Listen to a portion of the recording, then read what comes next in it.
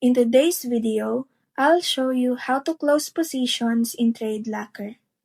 Start by moving down to the Trades panel and selecting the Positions tab.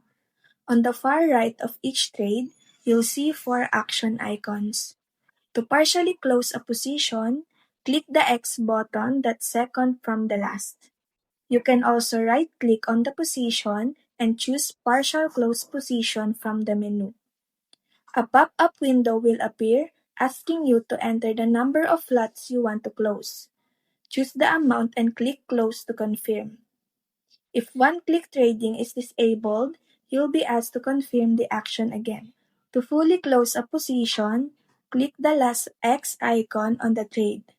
Alternatively, right-click the position and select Close Position. A confirmation pop-up will appear if one-click trading is turned off. To close all positions, go to the Close All button in the top right corner of the Trades panel. A menu will open where you can choose to close Positions and Pending Orders, All Positions, and All Pending Orders. Once you select an option, your trades will close in bulk.